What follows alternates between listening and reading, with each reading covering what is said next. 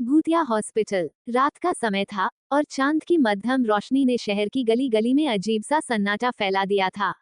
पुराने शहर के एक कोने में एक विशाल और खंडहर जैसा हॉस्पिटल खड़ा था। ये हॉस्पिटल पहले एक सदी पुराना था और अपने समय में शहर के सबसे प्रसिद्ध अस्पतालों में से एक था। लेकिन अब यह एक खौफनाक जगह बन चुका था, जिसका नाम सुनते ही लोगों के रोंगटे खड़े हो जाते थे। इसका नाम था आधिकारिक हॉस्पिटल, लेकिन लोग इसे भूतिया हॉस्पिटल के नाम से जानते थे। हॉस्पिटल के भीतर घुसने के लिए किसी का दिल चाहिए था। दीवारों पर मटमैली पेंट, टूटे हुए खिड़की दरवाजे और कई सालों से बंद पड़े कमरों ने इसे एक डरावनी और रहस्यमयी जगह बना दिया था।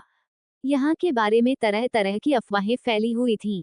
लोग कहते थे कि यहाँ रात के समय अजीब सी आवाजें आती थीं, और कई लोगों ने दावा किया था कि उन्होंने हॉस्पिटल के अंदर भूतों को देखा था। लेकिन किसी ने कभी इसका पुख्ता प्रमाण नहीं दिया था। कुछ सालों से इस अस्पताल के आसपास का इलाका सुनसान सा हो गया था। लोग इस रास्ते से गुजरने में भी डरते थे। लेकिन एक दिन कुछ ऐसा हुआ जिसने इस भूतिया हॉस्पिटल को फिर से सुर्खियों में ला दिया। शहर के एक युवा पत्रकार आकाश ने इस अस्पताल के बारे में कई कहानियां सुनी थीं। आकाश को हमेशा से ही अजीब घटनाओं में दिलचस्पी रही थी और वह चाहता था कि वह इस पुराने हॉस्पिटल के रहस्य को उजागर करे। वह सोचता था, अगर यह सच है तो मुझे इसका खुलासा करना चाहिए। आकाश ने तय किया कि वह एक रात इस हॉस्पिटल में जाएगा और जानने की कोशिश करेगा कि आखिर वहां क्या हो रहा था। उसने अपनी पूरी तैयारी की, कैमरा, टॉर्च और नोटबुक लेकर वह हॉस्पिटल के लिए निकल पड़ा। आकाश को पूरा यकीन था कि ये सारी बातें महज अफवाहें होंगी, लेकिन जैसे ही वह हॉस्पिटल के पास पहुंचा, उसके शरीर में एक अजीब सी सिहरन दौड़ गई। उसने महसूस किया कि हवा भी ठंडी हो गई थी और आसपास का माहौल बहुत ही घना था। आकाश ने हॉस्पिटल की दरवाजे की ओर कदम बढ़ाए। दरवाजा आधा खुला था, जैसे किसी ने हाल ही में इसे खोला हो, लेकिन अंदर अंधेरा था। वह धीरे धीरे कदम रखते हुए अंदर दाखिल हुआ। पहले तो कुछ नहीं हुआ, लेकिन जैसे जैसे वह अंदर बढ़ता गया, उसकी घबराहट भी बढ़ती गई। हॉस्पिटल के हर कोने में अजीब सी खामोशी छाई हुई थी, जैसे कोई भूतिया शक्ति उसे घेर रही हो। आकाश ने हॉस्पिटल के भीतर और आगे बढ़ने की कोशिश की। अचानक उसे कहीं से एक हल्की सी खांसने की आवाज आई। वह डरते हुए उस दिशा में मुड़ा, लेकिन कुछ नहीं दिखा। वह फिर से आगे बढ़ा, लेकिन जैसे ही उसने एक कमरे के पास कदम रखा, अचानक उस कमरे से जोर से चीखने की आवाज आई। क्या ये सच है? आकाश के मुंह से बस इतना ही निकला। उसने सोचा कि शायद किसी ने शरारत की हो, लेकिन उसका दिल यह मानने को तैयार नहीं था।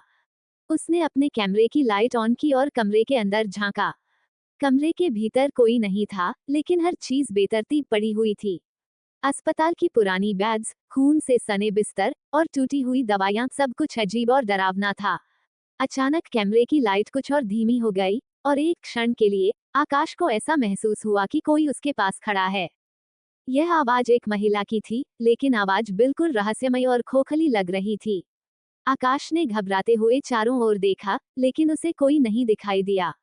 वह डरते हुए कमरे से बाहर निकलने लगा, लेकिन तभी उसने देखा कि दरवाजा अपने आप बंद हो गया। उसकी धड़कन तेज हो गई और उसने दरवाजे को जोर से धक्का दिया, लेकिन दरवाजा खुल नहीं रहा था।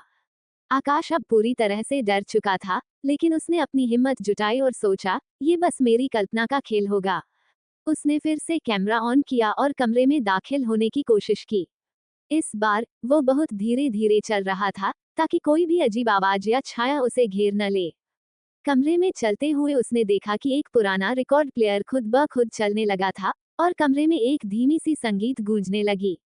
आकाश ने धीरे धीरे कमरे की छानबीन शुरू की।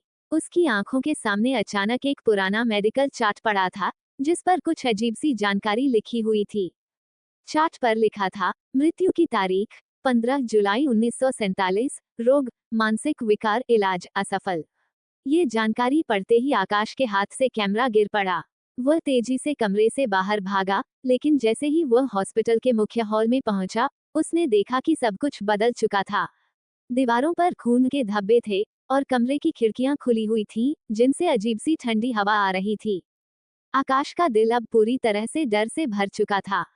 वह जल्दी से बाहर निकलने की कोशिश कर रहा था, लेकिन अचानक उसके सामने एक भूतिया आकृति प्रकट हो गई।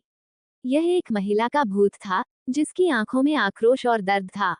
महिला ने आकाश से कहा, तुमसे पहले भी कई लोग आए थे, लेकिन तुम सब मुझे छोड़कर भाग जाते हो। मैं तुम्हें नहीं छोड़ूंगी। आकाश ने डरते हुए कहा, तुम कौन हो? तुम्हारा क्या काम है यहाँ? महिला की आवाज और भी डरावनी हो गई। मैं उस समय यहाँ भर्ती हुई थी जब इस अस्पताल में भयानक प्रयोग किए जाते थे। मैंने कई दर्दनाक पीड़ाएं सहन की हैं और अब मैं इस अस्पताल के रहस्य को सुझाने वालों को सताती हूँ। आकाश का दिल डर से बाहर निकलने की कोशिश करने लगा। उसकी आंखों के सामने उस महिला की आकृति और भी विकृत हो गई।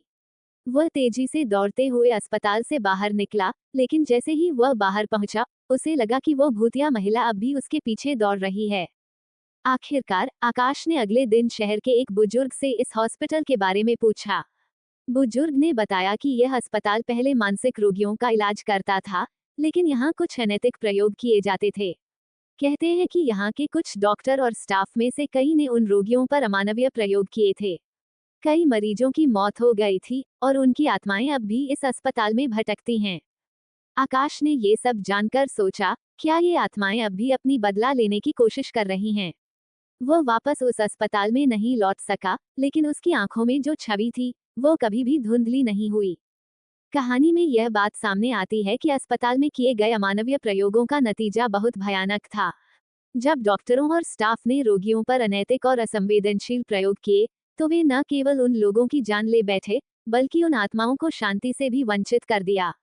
ये हमें ये सिखाता है कि किसी भी परिस्थिति में मानवता का उल्लंघन नहीं करना चाहिए। हमारे कार्यों का परिणाम न केवल वर्तमान पर, बल्कि भविष्य पर भी होता है।